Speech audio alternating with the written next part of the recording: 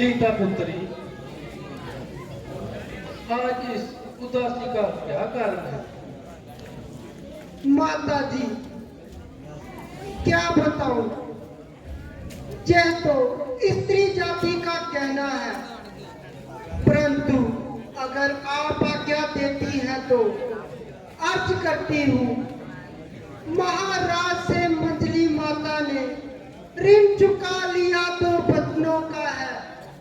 पहले में राज भरत को है, दूसरा उनको बनगमन का है।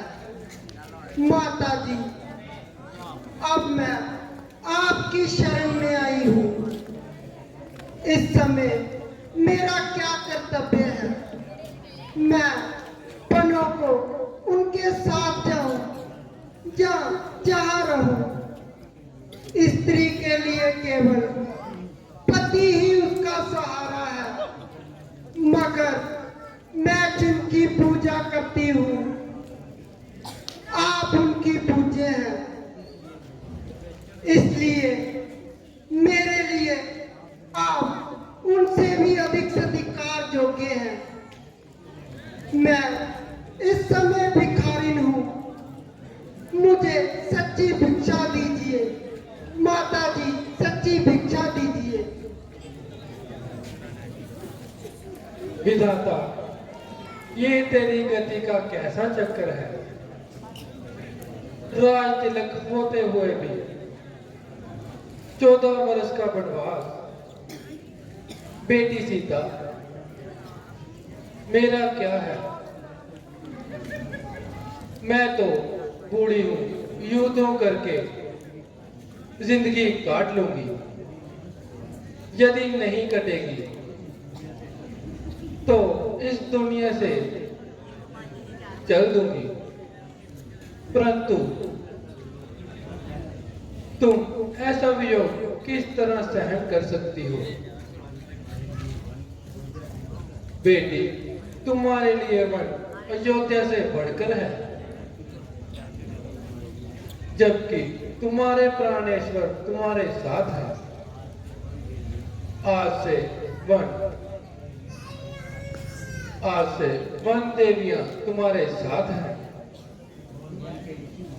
और वन के ऋषि मुनि तुम्हारे भक्त होंगे। बेटी,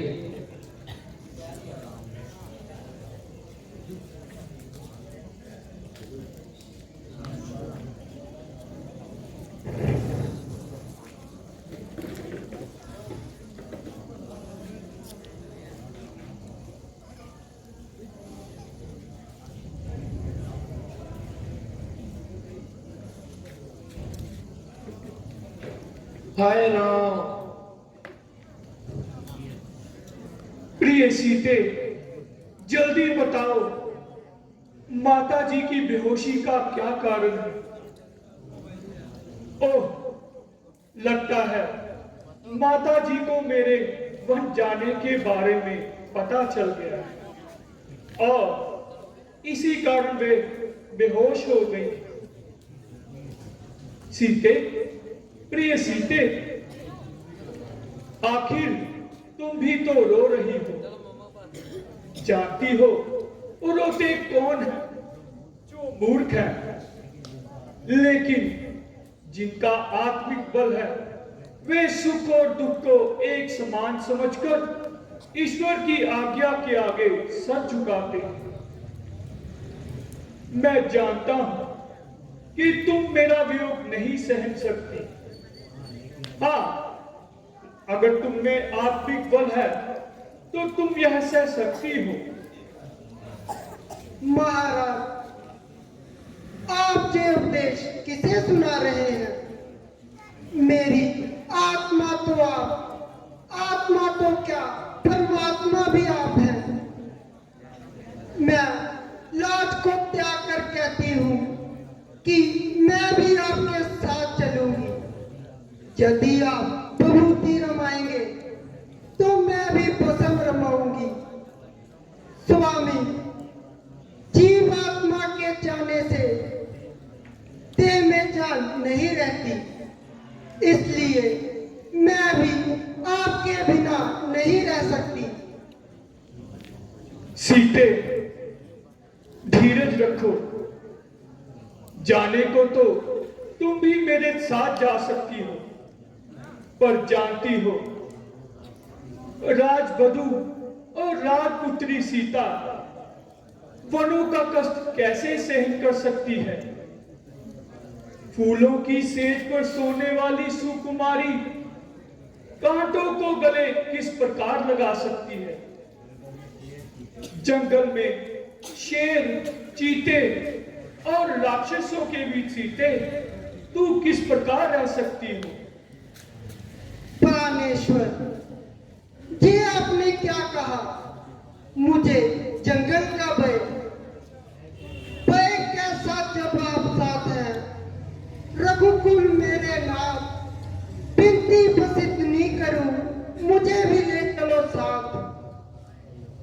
सीते, ये सत्य है, परंतु तुम्हें साथ ले जाने में एक रुकावट है। जानती हो मैं आज्ञा के बंधन में बंधा हुआ हूं। मंजली माता की ऐसी आज्ञा नहीं है। अगर मैं तुम्हें साथ ले गया तो मां कहेगी ये बनवास है या बाजार की सैर। महाराज, आपकी मर्यादा भी सत्य है, परंतु मैं इसका इलाज पहले ही कर चुकी हूँ। प्रभु, मैं आपकी दासी हूँ, छाया बनकर साथ चलूंगी। अच्छा सीते, यदि तुम्हारा ऐसा ही कठिन विचार है तो मुझे भी साथ ले जाने में कब इनकार है।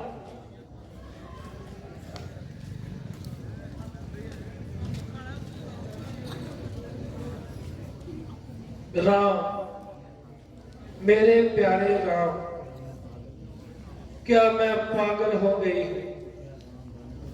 क्या राम वन को जाता है, मेरा तन जाता है, धन जाता है। माता जी, क्या बताऊं, अब तो वन जाने का ही विचार है। मेरे लिए राज तिलक और वनवास दोनों एक समान है। मां, मुझसे ज्यादा सेवा करने के लिए भरत आपके पास है और सेवा करने में भरत हर तरह से आपका दास है। राम, तुम वन को नहीं जा सकते। मैं तुम्हारी मां हूं। संतान पर पिता से माता का हक ज्यादा होता है, इसलिए मैं तुम्हें आज्ञा देती हूं, तुम वन को नहीं जा सकते। माता जी, ये आप क्या कह रही है?